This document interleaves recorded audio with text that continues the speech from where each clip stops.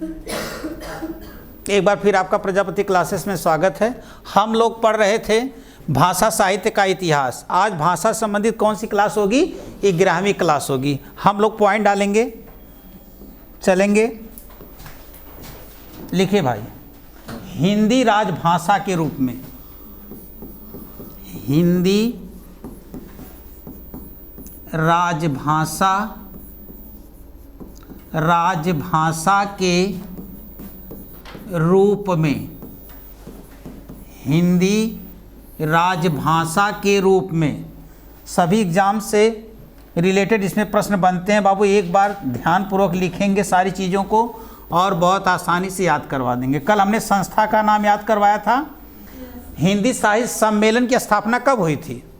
हिंदी साहित्य सम्मेलन जो तीसरे नंबर पे था 1910, है ना। और उदाहरणी सभा की 1984, अरे 1884, सॉरी 1884। और एक नागरिक प्रचारणी सभा काशी की 10 मार्च 1893। कितने लोग थे बेटा उसमें? त्रय, है ना, राम श्याम शिव, यही 3 लोग थे ना। हाँ ठीक, चलेंगे। 5-7 ठो याद करके रखना था। अब क्या चलेगा बाबू? हिंदी राजभाषा। हिंदी जो है किसके रूप में? राजभाषा के रूप में। ध्यान देंगे। राज लिखेंगे पहले, राजभाषा का अर्थ। राजभाषा का अर्थ, पॉइंट डालेंगे बाबू। राजभाषा का अर्थ लिखिए, किसी राज्य अथवा सरकार के, किसी राज्य अथवा सरकार के, लिखेंगे किसी राज्य अथवा सरकार के राजकाज की भाषा को, राजकाज की भाषा को, राजकाज की भाषा को राजभाषा कहते हैं। भाषा को राजभाषा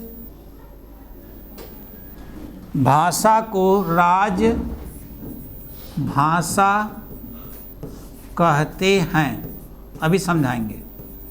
प्रश्न पूछेगा राजभाषा किसे कहते हैं, तो आएगा आंसर किसी राज्य अथवा सरकार के राजकाज की भाषा को ही क्या कहते हैं? राजभाषा कहते हैं। लिखेंगे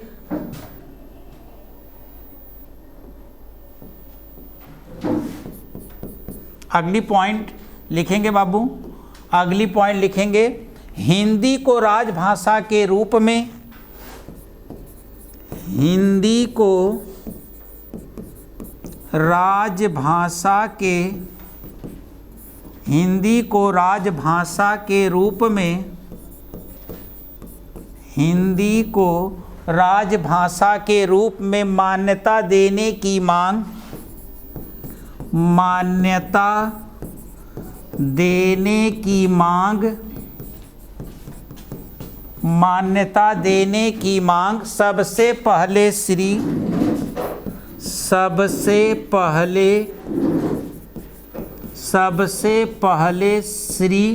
प्रश्न बना है, श्री गोपाल स्वामी आयंगर,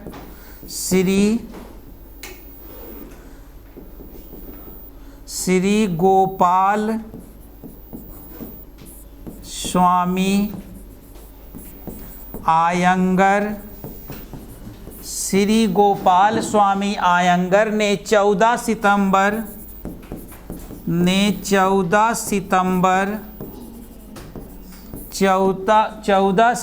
1949 ईस्वी को, 1949 ईस्वी को लिखेंगे। 14 सितंबर 1949 ईस्वी को, हो गया बेटा, ईस्वी को, हाँ, सबसे पहले श्री गोपाल स्वामी आयंगर ने 14 सितंबर 1949 ईस्वी, सेंटेंस गलत हो गया, ईस्वी लिखेंगे बाबू, ईस्वी में की थी। मांग है ना बेटा, में की थी। इस प्रस्तावना को उसी दिन इस प्रस्तावना को उसी दिन संविधान सभा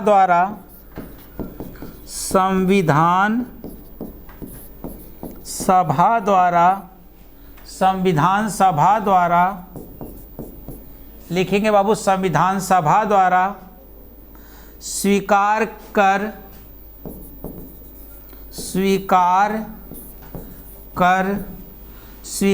कर हिंदी को राजभाषा के रूप में मान्यता दे दी गई। स्वीकार कर हिंदी को राजभाषा, प्रश्न बताएंगे कहाँ का बनेगा। हिंदी को राजभाषा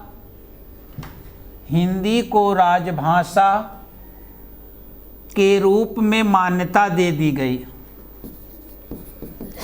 के रूप में मान्यता दे दी गई। लिखेंगे बाबू, सब प्रश्न समझाएंगे। एक बार इसको लिखेंगे। हम लोग पढ़ रहे हैं हिंदी राजभाषा के रूप में कैसे हमारे सामने आई। सबसे पहले हम यह जानेंगे राजभाषा का अर्थ। राजभाषा का अर्थ क्या बताया गया है, ध्यान देंगे। किसी राज्य अथवा सरकार के, सरकार किस भाषा का शब्द है बाबू? सरकार पूछा गया है। सरकार फारसी भाषा का शब्द है। सुनते रहेंगे थोड़ा से। सरकार किस भाषा का शब्द है? मैंने बताया था ना, शादी से संबंधित जितनी बातें आएंगी बेटा फारसी भाषा के ही शब्द होंगे ना। नहीं गाना गाता है जब बराती मेरे सरकार आए हैं, हाँ, तो बारात जब आती है तो ये गाना जरूर चलता है, नहीं चलता है तो बारातिये नहीं आते हैं। ध्यान देंगे। हाँ, ये दो शब्द है। एक शब्द क्या है? बारात। एक है बारात। बारात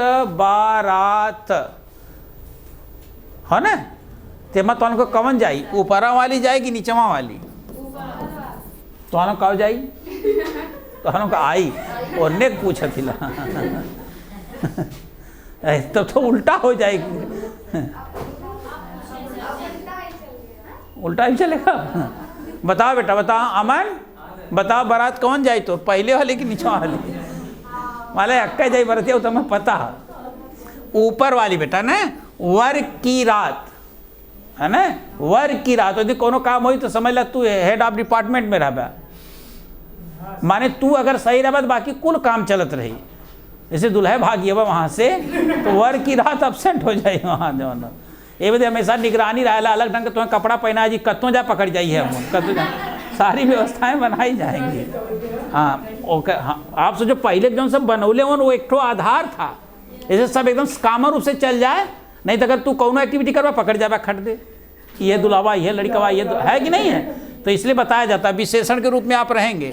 तो बारात मतलब वर की रात, और है बारात शोक वाली बारात, जिसमें इसमें दूल्हा बेटा कहाँ रहता? आगे, और बाराती इसमें पीछे रहते हैं।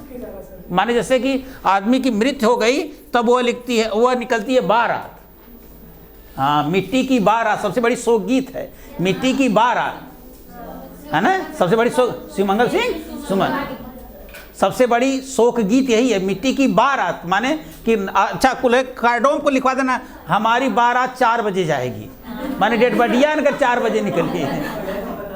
हाँ, यही बताने वाले अमन थे ना। हाँ, तो कार्ड छपले पहले खड़ा रहा हो जो लिख बारात लिख है ना, बारात लिख देना। अच्छा तो कब है हमारे बाराते ना चल पे? तो बाराते माने हमारे डेड बॉडी के साथ है। हाँ यही है ना। जबकि बारात बेटा, तो बारात इसमें दूल्हा तो बेटा आगे होगा, लेकिन बाराती कहाँ होंगे? पीछे। और इसमें क्या होता है? इसमें दूल्हा पीछे होता है और बाराती। यह सिद्ध होता कि खुशियों में, अच्छे दिनों में लोग आपके आगे होंगे और बुरे दिन में लोग आपके पीछे। हाँ, यही होगा ना भाई। ना गलत करे यार, पहले लसिया आगे चले था डेड बॉडी के ना, ओके आगे चले था। बात समझ पा रहे?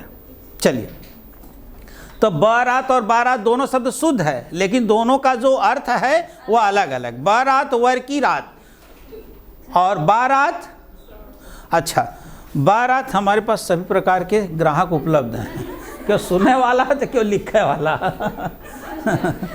चलिए, हाँ, तो अमन अपने समय पर याद रखिएगा, या तो लिख ला या पापा के बार रिसीव करा था कि ये छपवाने का कृपा करें। हाँ, इस शब्द को छपवाने की कृपा करें। चलिए, राजभाषा का अर्थ क्या है बेटा? किसी राज्य अथवा सरकार। सरकार बताया मैंने बेटा किस भाषा का शब्द है? वह गणवा गार्जियन ने मेरे सरकार आए हैं, तो शादी जितना शब्द शादी भाषा से रही बेटा, कुल फारसी भाषा का रही ना। 95% तुम्हारे से काम हो जाए। सरकार कहता है बेटा किसी राज्य अथवा सरकार के राजकाज की भाषा को क्या कहते हैं? माने किसी राज्य की भाषा को राजभाषा कहेंगे या सरकार की भाषा को क्या कहेंगे? राजभाषा। फिर क्या कहता है? हिंदी को राजभाषा के रूप में मान्यता। अब देखो प्रश्न स्टार्ट हो गया। हिंदी को राजभाषा के रूप में मान्यता देने की मांग सबसे पहले श्री गोपाल स्वामी आयंगर, ध्यान देंगे, पूछेगा कि हिंदी को राजभाषा के रूप में मान्यता देने की मांग। हाई क्लास वाले देखो ध्यान से, तुम लकी बात करती हो, उसको डिस्टर्ब करती पढ़ने में। कल भी मैंने बताया और आज भी, आपको भले खराब लगे, सबका अपना अपना जीवन है ना। अभी हमने पढ़ा कि स्वतंत्रता का अधिकार कहाँ करना सर जी? अब व्यक्ति का आधार था ना, तो कुल अधिकार यही जता देती है। हिंदी को कैसे हम इधर मुँह करब तो क्यों डिस्टर्ब होगी, तो हमें खराब लगी ना, ये बात ध्यान से रहिए। हिंदी को राजभाषा के रूप में मान्यता देने की मांग सबसे पहले बेटा किसने रखा? श्री गोपाल स्वामी आयंगर, ध्यान रखेंगे, ने 14 सितंबर 1949 में की थी। यह मंगिया रखने ने कब रखी गई मांग बेटा इनके द्वारा? श्री गोपाल स्वामी आयंगर के द्वारा 14 सितंबर 1949 को मांग रखी गई थी। लेकिन सबसे खुशी की बात यह रही कि इस प्रस्तावना को उसी दिन संविधान सभा द्वारा स्वीकार कर हिंदी को राजभाषा के रूप में। अब प्रश्न बनेगा हिंदी को राजभाषा के रूप में मान्यता कब दी गई? 14 सितंबर 1949। मेन प्रश्न यह हो गया है ना। उसी दिन श्री गोपाल स्वामी आयंगर ने प्रस्ताव रखा था और इतना सुपर प्रस्ताव रहा कि तुरंत उसको क्या कर लिया गया? तो दोनों प्रश्न लगे। सबसे पहले हिंदी को राजभाषा बनाने की जो अनुमति लेने वाला कार्य जो किया वह कौन व्यक्ति था? तो श्री गोपाल स्वामी आयंगर। यह श्री गोपाल स्वामी आयंगर ने कब रखा था बेटा इस बात को? 14 सितंबर 1900। और सबसे खुशी की बात यह रही कि उसी दिन इसको क्या किया गया? स्वीकार। तो प्रश्न यह बनेगा कि हिंदी को राजभाषा के रूप में कब मान्यता मिली? तो 14 सितंबर 1900। काम खत्म। आगे चलेंगे, लिखेंगे बाबू 14 सितंबर 1949 को। आगे चलेंगे हम लोग, लिखिए। अच्छा, हिंदी दिवस हेडिंग डालेंगे, हिंदी दिवस, पॉइंट लिखेंगे बाबू, हिंदी दिवस। विश्व हिंदी दिवस मैंने पहले बता दिया था आपको, अब हिंदी दिवस की बारी आ गई।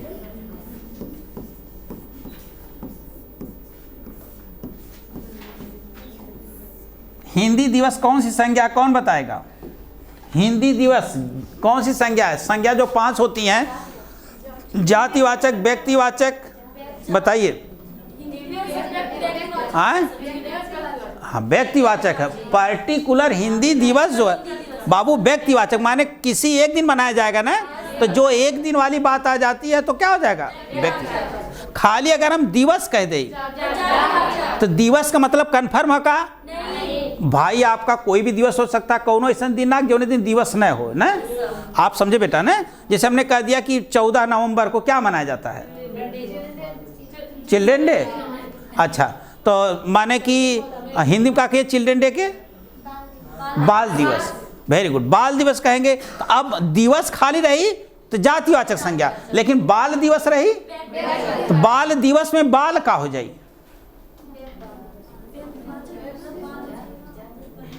बस। जब किसी जातिवाचक संज्ञा को व्यक्तिवाचक संज्ञा में बदलना होता है तो क्या करना पड़ेगा आपको? उसके पहले विशेषण लगा। तो दिवस बाबू देख, दिवस का हो संज्ञा हो, और संज्ञा में दिवस कौन? अच्छा, दिवस का हमें देखा, दिवस कहले मतलब पूरा जितना दिवस कुल आए गल एक मतलब कि पूरा दिवस का वर्ग तुम्हारे सामने लौकत है। अब मत से छाटे किया का लगा दे वह दिवस हो जी, बाल लगा दिला, बाल दिवस हो गल। तो बाल दिवस में बाल जो है ना विशेषण है, तो जब किसी जातिवाचक संज्ञा के पहले विशेषण लगा दिया जाए तो जातिवाचक संज्ञा व्यक्ति। इसलिए हिंदी दिवस का है, क्योंकि पर्टिकुलर अगर 14 सितंबर के हिंदी दिवस हो तो वही दिन कौनो दिवस ना हो सके, फिक्स हो गल ना, एक मतलब अलग हो गया। एक जो अपने में एक हो बेटा वही क्या है, व्यक्तिवाचक। बात समझे बाबू ना? हाँ, अब देखो अगली बार हाई स्कूल का सिलेबस चेंज कर दिया, अब हाई स्कूल में भी संज्ञा सर्वनाम क्रिया विशेषण सब दे दिया। मैं अपने पूरे जीवन में पहली बार माने अगली साल से पढ़ा रहा हूँ उसको। अब सोचो कि ग्रामेटिकल के ऊपर कितना वो ध्यान दे रहा है, छोटी छोटी चीज़ें बच्चे नहीं जान पा रहे थे, उसमें दिया नहीं। इसके पहले नहीं था, आप लोग नहीं पढ़कर आए होंगे, 9-10 में संज्ञा सर्वनाम नहीं था, 6-7-8 में पढ़ाया जाता था जबरी, लेकिन 9-10-11-12 में वही अलंकार छंद रस जो था वही पढ़ा दिया गया था। लेकिन अब उनको जोड़ दिया, वह जान रहे हैं ना, धीरे धीरे क्राइटेरिया परीक्षा की बदलेगी बाबू। चलेंगे हम लोग किसको पढ़ें, हिंदी दिवस को। चलिए बाबू, बहुत अच्छे लिखेंगे आप लोग। 14 सितंबर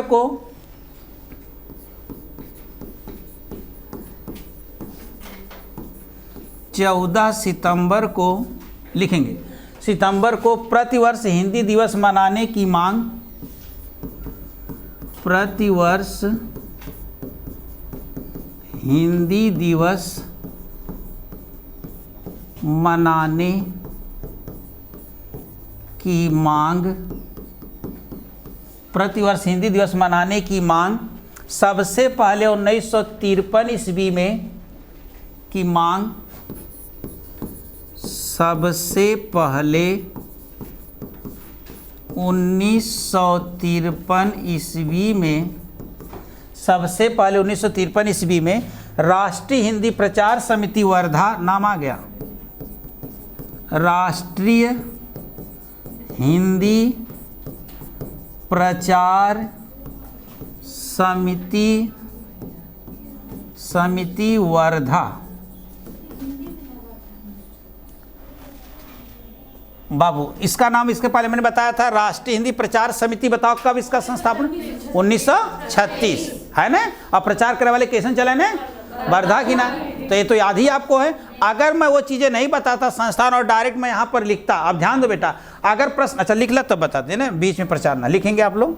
सबसे पहले 1953 ईस्वी में राष्ट्रीय हिंदी प्रचार समिति वर्धा लिखेंगे बाबू, वर्धा द्वारा की गई, वर्धा द्वारा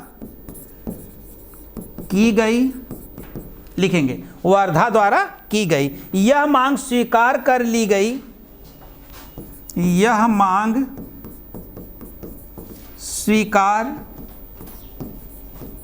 कर ली गई, यह मांग स्वीकार कर ली गई तथा 14 सितंबर 1953 ईस्वी को तथा 14 सितंबर 1949 ईस्वी, हाँ तथा 14 सितंबर लिखेंगे बाबू, 14 सितंबर 1953 ईस्वी को, 1953 ईस्वी को पहली बार हिंदी दिवस मनाया गया। ईस्वी को पहली बार हिंदी दिवस मनाया गया। कितना सुपर प्रश्न बनेगा, मनाया गया। अब इसको हम समझाते हैं।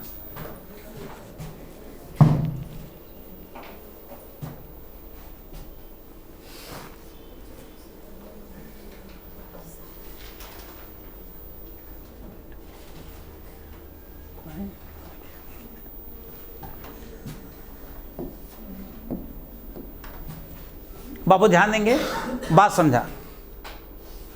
राजभाषा किसे कहते हैं, मैंने बताया कि राज्य की भाषा को, है ना, और जहाँ के सरकार के जिस भाषा में कामकाज होता है उसे राजभाषा कहते हैं। राजभाषा को दर्जा दिलाने के लिए सबसे पहले व्यक्ति कौन था जो आ गया, आयंगर। ये कब रखने, 14 सितंबर 1900। सौभाग्य की बात यह रही कि उसी दिन स्वीकार कर लिया गया, काम खत्म हो गया। तो पूछेगा कि हिंदी को राजभाषा की स्वीकृति कब दी गई थी? 14 सितंबर 1900। इतना कहानी जान गिला। अब देखो क्या ब्यौरा बनता, आगे चलेंगे हम लोग। हमने लिखा कि हिंदी दिवस, देखो विश्व हिंदी दिवस अलग है, यह हिंदी दिवस है बेटा। हिंदी दिवस मतलब अपने अपने राज्य में, अपने राज्य की बात होगी ना हिंदी दिवस। अब विश्व हिंदी दिवस पूरे संसार में, ऐसा है, ध्यान देंगे।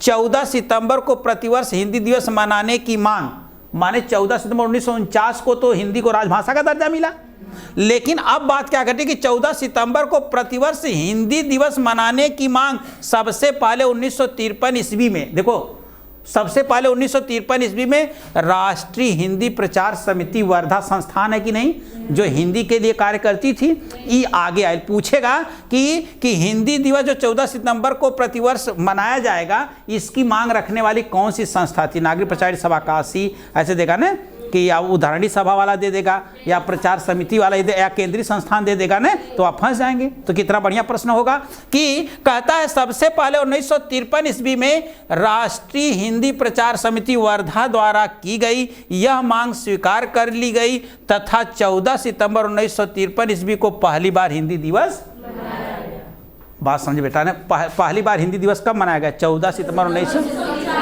तब से लगातार मनाया जा रहा है 1953 को ना। लेकिन हिंदी को राजभाषा स्वीकार कब की गया? 14 सितंबर 1949 को। और जब इसको राजभाषा स्वीकार किया गया तो केहू के माइंड में कुछ आयल हो कि एक सम्मान देव कोनो एक दिन रख देवल जाए ना।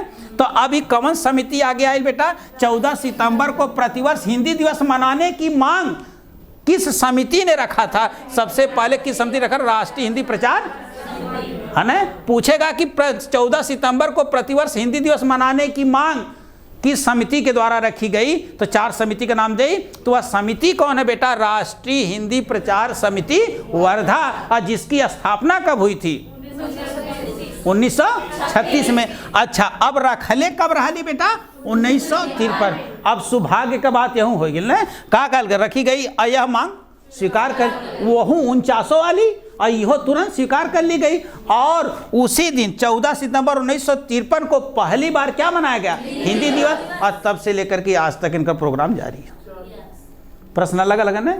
राजभाषा स्वीकार कब हुई? 14 सितंबर 1900। सबसे पहले रखले के श्री गोपाल स्वामी आयंगर ने, और सौभाग्य के बात ये रही वही दिन ना, वही दिन स्वीकार कर ले गए, यह काम खत्म हो गया। अब जब स्वीकार कर ले गए तो उनके विशेष दर्जा देव बदे कौन समिति आगे आएगी? राष्ट्रीय हिंदी प्रचार समिति।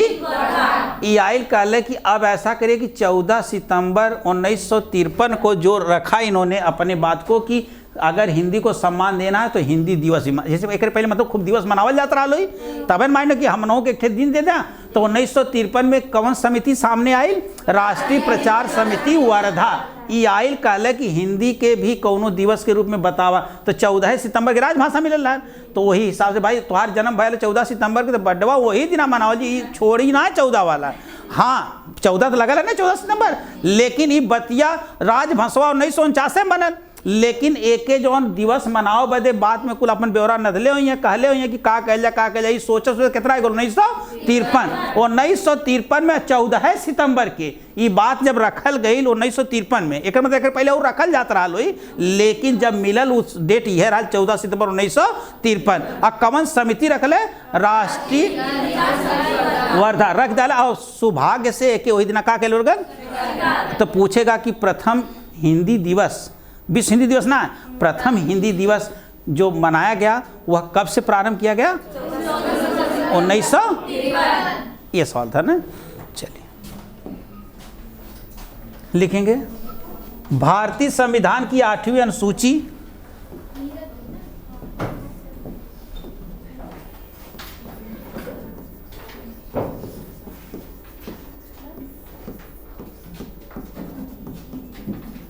भारतीय संविधान की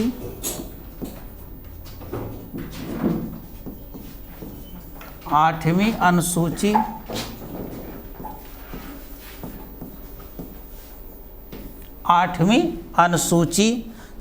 तथा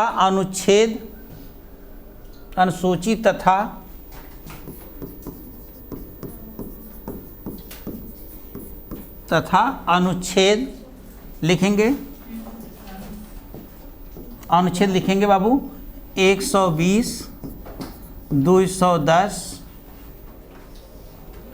343, 344, 345, 346, 347, 348, 349 लिखेंगे, 350, 351 राजभाषाओं से संबंधित है।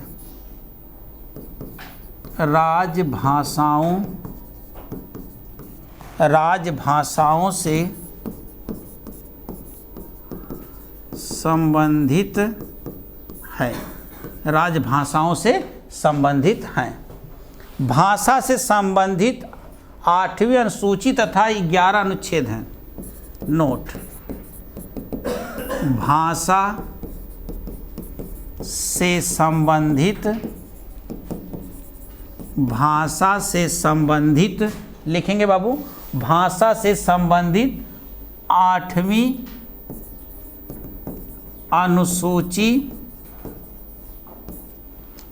अनुसूची तथा 11 अनुच्छेद है। माने 8 अनुसूची लिख सकते हैं ना, ऐसा लिख सकते हैं 8 अनुसूची, 8वीं अनुसूची तथा 11 अनुच्छेद हैं। ये बात समझना। इसका 2-3 अनुच्छेद बहुत इंपॉर्टेंट है बाबू, उसी को ज़्यादा हम लोग फोकस करेंगे, इनकी कहानी समाप्त हो जाएगी। भारतीय संविधान की 8वीं अनुसूची था अनुच्छेद 120, 210, 343 से लेकर के 351 लगातार। अभी देखो कैसे याद करवा देते हैं, कुछ नहीं जानना इसमें बाबू।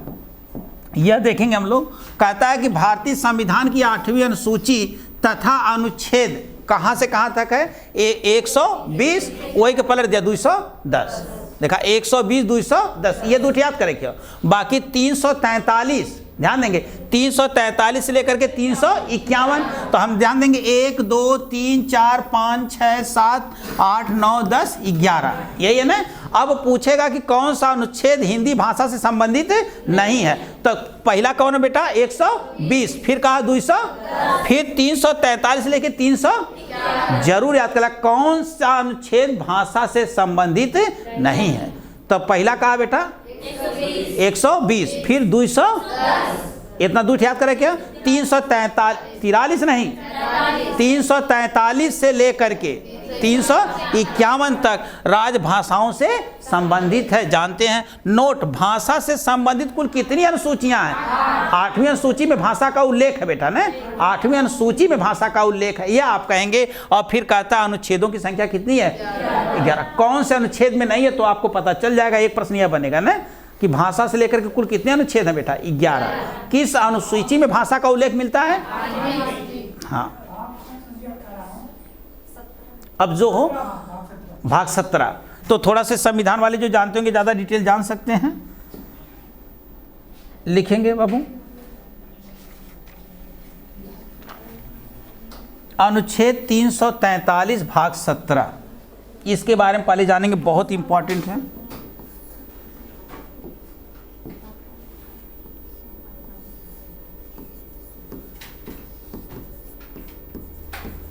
अनुच्छेद 343 भाग 17, शायद सही है या ठीक है ना? भाग 17 लिखेंगे बाबू। अनुच्छेद 343 भाग 17। देखो बाबू, सबका डिटेल्स आपको नहीं जाना, 2-3 प्रोग्राम ऐसे इसके हैं जिनको आपको याद ही हर छात्र को करना है, तो ज़्यादा डिटेल्स नहीं हम चलेंगे, इनको जानेंगे। अनुच्छेद 343 भाग 17 जरा देखेंगे बाबू, ये क्या बताना चाहते हैं आपको, स्टार लगा के लिखेंगे। पहली बात यह, इसमें लिखेंगे, इसमें राजभाषाओं से संबंधित प्रावधान है। इसमें राजभाषाओं से संबंधित प्रावधान है। राजभाषाओं से संबंधित प्रावधान है। इस अनुच्छेद की मुख्य बातें निम्नलिखित हैं। इस अनुच्छेद की इस अनुच्छेद की मुख्य बातें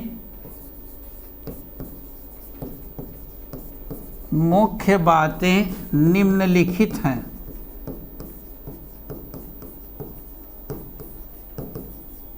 मुख्य बातें निम्नलिखित है। नंबर 1, भारत की राजभाषा हिंदी होगी। यही पूछे बेटा किस अनुच्छेद में है ना। भारत की, लिखेंगे बाबू, भारत की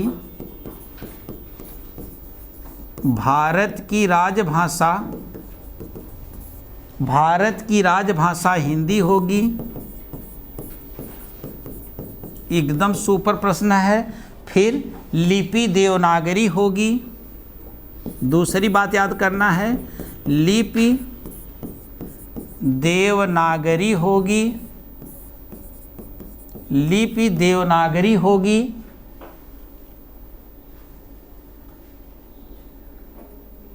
होगा लिपि देवनागरी। अंकों का स्वरूप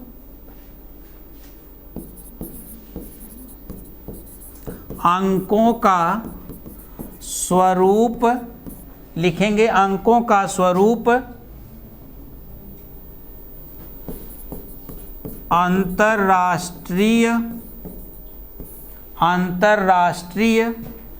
मानक वाला होगा।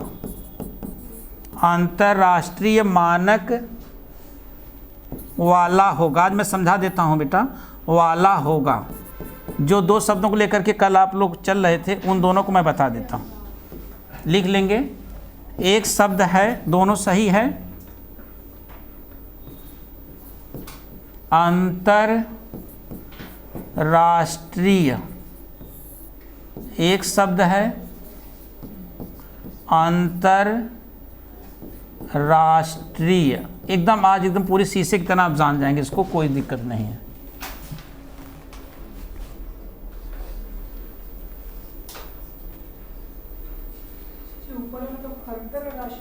लिखा बेटा, हम गणित ना पढ़ाई, हम हिंदी पढ़ाई। अब देखा ना, तो लिख ले था अंतरराष्ट्रीय, लिख लेला।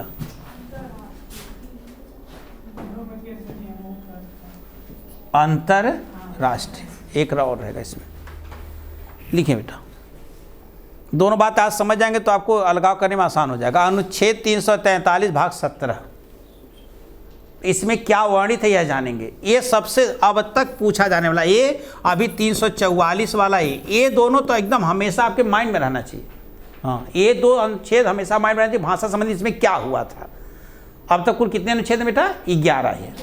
210, 120, 210, 343 से लेकर के 51 तक, इतना 8वीं अनुसूची ना, ये जानेंगे। बहुत बढ़िया, ध्यान देंगे। इसमें राजभाषाओं से संबंधित प्रावधान है, यानी राजभाषा के अंदर जो भी बातें आती है उसके बारे में बताया गया है। इस अनुच्छेद की मुख्य बातें निम्नलिखित है। पहली बात क्या, भारत की राजभाषा क्या होगी। अब पूछेगा किस अनुच्छेद में यह वर्णित है कि भारत की राजभाषा हिंदी होगी। हाँ, 343। एक प्रश्न हो गया। लिपि देवनागरी होगी। आप समझ गए लिपि देवनागरी बेटा। लिपि का मतलब क्या होता है बेटा, जो ध्वनियां हैं उनका रूप देने के लिए एक मानक बनाया गया, उसी मानक को क्या कहते हैं, लिपि। जैसे हमने कह दली बेटा बेकर ऐसे मुंह बना दली, अब एक कत्तों लिखल जाए, क ऐसे ही लिखल जाए, एक मानक रूप हो गया ना, इसी को मानक रूप देना लिपि कहलाता है। बस में ना, जैसे कौनो ध्वनि तो आ रहा क ख ग घ, तो बाबू अगर हम तुम्हें मानक रूप ना, जैसे हम ग बोली तो क्यों ऐसा ही लिख देते भाई जी जेके जौन बचा, लेकिन मानक दे करके अगर तुम्हें ध लिखे के तो यह ऐसे तुम्हें ध लिखे के, तो यही कि मानक रूप देने का कारण किसने किया बेटा, लिपि ने किया। तो लिपि का चैप्टर हम पढ़ाएंगे आपको। कहता है भारत की राजभाषा हिंदी होगी और लिपि देवनागरी होगी। अंकों का स्वरूप अंतरराष्ट्रीय मानक वाला होगा। मतलब अंतर माने अंतर हो और राष्ट्र माने राष्ट्र में। बात समझा, अंतर हो राष्ट्र में, यानी जैसे अगर अमेरिका गईला 1 2 3 लिखला, ये बताओ समझिए कि ना अमेरिका वाले, समझिए कि भाई अंतरराष्ट्रीय हो, इंटरनेशनल यूनिट हो, 1 2 जगह कहेला। लेकिन आज जाए के वहां इस तरह लिखे लगला,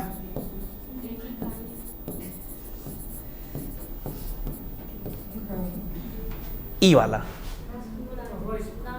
1 इकाई 2 इकाई 3 इकाई जो पहले हमने पढ़ा जाता है ना, ये ना समझ में।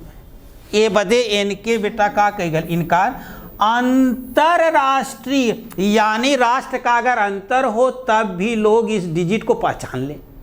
कहा तो अंतरराष्ट्रीय, अंतरराष्ट्रीय, अंतः प्लस राष्ट्रीय, जब राष्ट्र का अंतर ना हो, अंदर हो राष्ट्र के।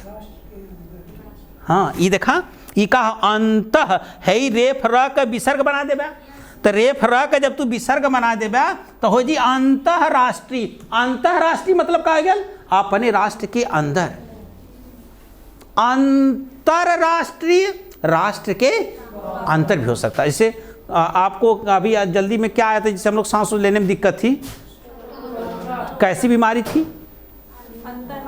अंतरराष्ट्रीय, चाइना से आइला ना, राष्ट्र का अंतर था। लेकिन अपने यहाँ स्वाइन फ्लू फैलल यहीं से रहल के बाहर से रहल, यहीं से रहल, अगर यहीं से फैलल तो का हो जाई? तो जिस ना आज मोदी जी अंतरराष्ट्रीय संबोधित करेंगे, अंतरराष्ट्रीय संबोधित करेंगे, यानी जब अंतरराष्ट्रीय होंगे तो अपने देश के लोग खाली सुनिए, और अंतरराष्ट्रीय संबोधित करेंगे तो पूरा बात समझ पे ना बेटा। तो दोनों शब्द सही हो तो वहाँ यूज कहाँ करे के ओके जाना, ये पन्ना ना कोनो कंफ्यूजन अब हो। अंतर हो जब राष्ट्र में तो अंतरराष्ट्रीय, और जब राष्ट्र में अंतर ना हो तो अंतरराष्ट्रीय। तो अंतर माने अंदर राष्ट्रीय, बात समझ गए ना। तो इसमें अनुच्छेद 343 भाग 17 में क्या बताया गया कि भारत की राजभाषा क्या होगी? हिंदी। लिपि क्या होगी? देवनागरी। अंकों का स्वरूप क्या होगा? माने मानक वाला होगा, इंटरनेशनल यूनिट वाला होगा, यानी 1 2 3 4 5 वाला, इस तरह वाला। नहीं बात समझे? पूछेगा कि 343 के अंतर्गत कौन सा नहीं है, तो इतना तो बात होना है, 3 थे। आगे चलेंगे। और इम्पॉर्टेंट कौन है बाबू? अभी मैथ वाले सर आए हुए हैं, थोड़ा से चलेंगे।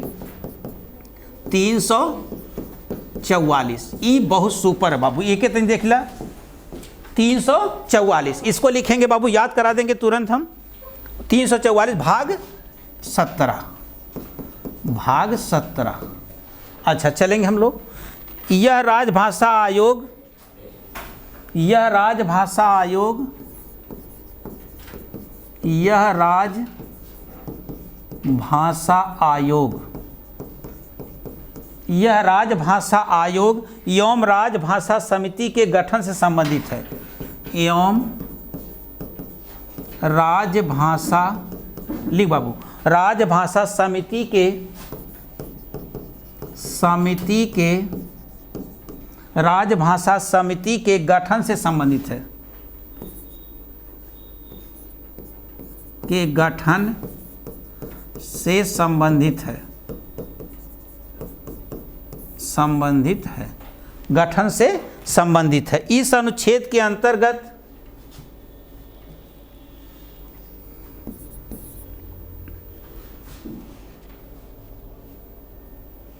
इस अनुच्छेद के अंतर्गत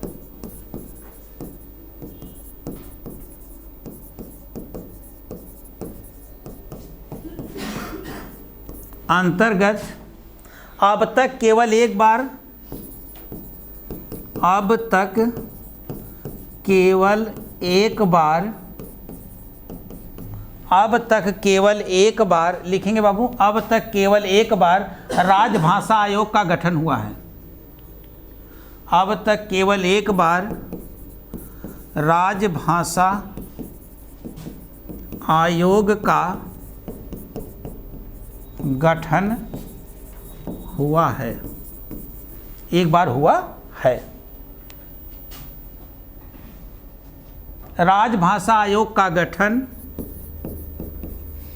राजभाषा आयोग, आयोग का गठन, गठन लिखेंगे बाबू 7 जून 1955 ईस्वी को हुआ। 7 जून 1955 ईस्वी को हुआ, जिसमें कुल सदस्यों की संख्या, जिसमें कुल सदस्यों की संख्या, सदस्यों की संख्या बाबू 30 थी। 30 थी। 20 लोकसभा से थे बाबू, लोकसभा से, तथा 10 राज्यसभा से, 10 राज्यसभा से। अध्यक्ष बाल गंगाधर खेर, अध्यक्ष कौन थे बाबू? बाल गंगाधर खेर, बाल गंगाधर खेर।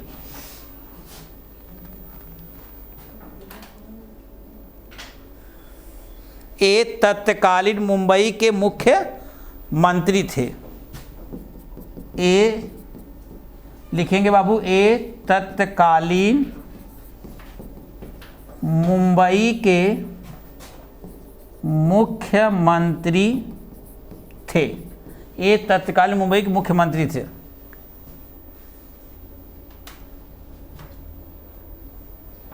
लिख लेंगे।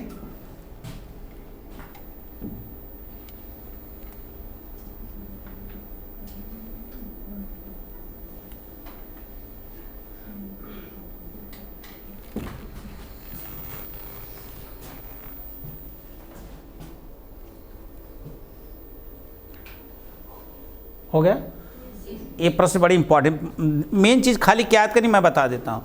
अनुच्छेद 343 में 3 बात याद कर ला, 43 में 3 बात ना। राज्य की भाषा क्या होगी? हिंदी होगी। लिपि क्या होगी? देवनागरी होगी। और तीसरी बात क्या था? अंकों का जो मानक होगा अंतरराष्ट्रीय होगा। 1 2 3 4 5 वाला ना, गोजरावा हमने कहना है, देवनागरी लिपि वाला ना है। देवनागरी लिपि वाला है, समझो रहा। 1 2 3 4 5 6 7 8 9 10 यही वाला ना है, हिंदी वाला हो ये ना रही। अच्छा ध्यान दें, 344 यह क्या बताता है? भाग 17 में कि यह राजभाषा आयोग एवं राजभाषा समिति के गठन से संबंधित है। पूछेगा कि हिंदी का कौन सा अनुच्छेद राजभाषा आयोग तथा राजभाषा समिति के गठन से है? तो ध्यान दे बेटा, गठन का मतलब क्या है? जैसे ना कोई इनका शरीर बहुत गठल ही है, कैसे कराला? तो कौन संख्या बने बता दे। अरे स्तंभ संख्या कौन बना थी? बस 4 ना कर। जैसे ना अरे इनका शरीर गठन तो खट ऐसे ही करी, देखा ऐसे ही करी ना। अब ऐसे ही करवा कौन गिनती बना थी? 44। अरे बाप रे बाप, 4 4 44 बना थी ना, बना थी। तो तुम्हें इतना याद करेंगे 344।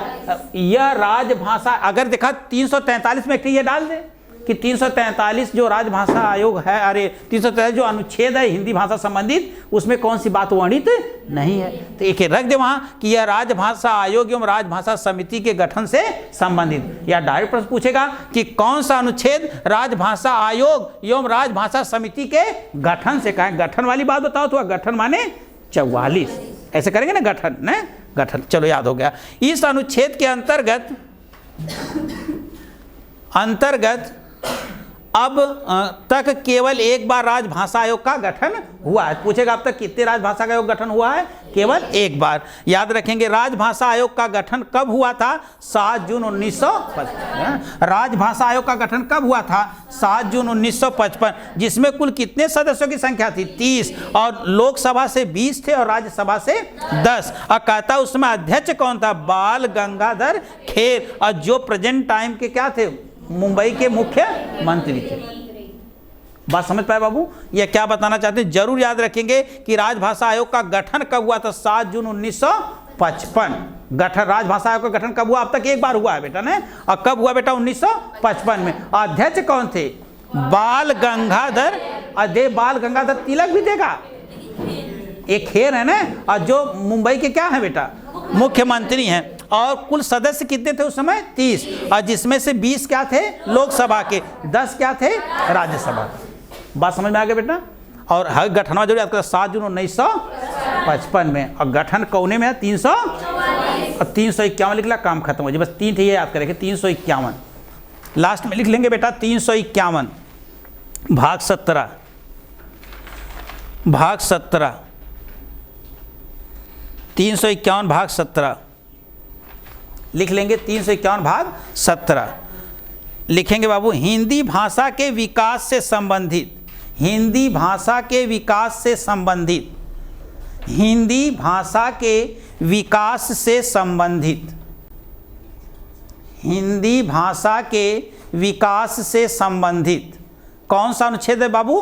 351। अब कैसे याद करबा? जैसे कौनो चीज़ का विकास करे बदे तो हसे क्यों चंदा मांगे आई, तो पहले तू बिना पूछले 51 ठे लिखी दे कि इतना आई तो गिरल ना कि 51 रुपया ना दे। विकास करे बदे दे, मंदिर बनाओ के दे 51 रुपया दे, बोली तो भले 11 दे दे, 21 दे दे, लेकिन वो कम से कम स्थिति में मुँह देख के कुल काटे ना, जैसे मुँह देखा तो और बढ़िया तो मरिए 501।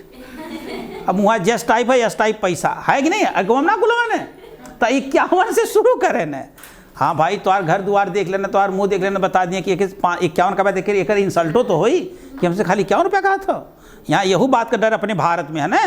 देखा भारत में मर्डर कर ब्या तो पूरे फुल पेज पे अबा ने, और लेकिन आई स्टाफ कर ब्या तो इतना बड़ा कोना में कतों चिपका दिए तुम्हें कि गुदरी का लाल ओके पढ़े कोई 3-4 दिन में, है कि नहीं है? ये हमारा भारत है ना। तो चलिए हम लोग जानते हैं तो कौन कौन आयोग, अरे कौन कौन अनुच्छेद पढ़ला बेटा? 343, 344, 300। हिंदी भाषा के विकास में कौन सा अनुच्छेद काम करता है? कहने विकास में 51 रुपया तुम्हें दे वही क्यों याद हो गया। गठन 344 हो गया बाबू, गठन वाला ने। अच्छा कितनी बार अब तक गठन भैलो? एक बार। अब पहला कब भैलो? 1955 में, है ना। केकरे अध्यक्षता में बेटा? बाल गंगाधर खेर। ई कारण है कुल कितना सदस्यवा रहने? 30। लोकसभा का कितना? राज्यसभा कितना? 10। आज के काम बस, है ना। चलिए धन्यवाद।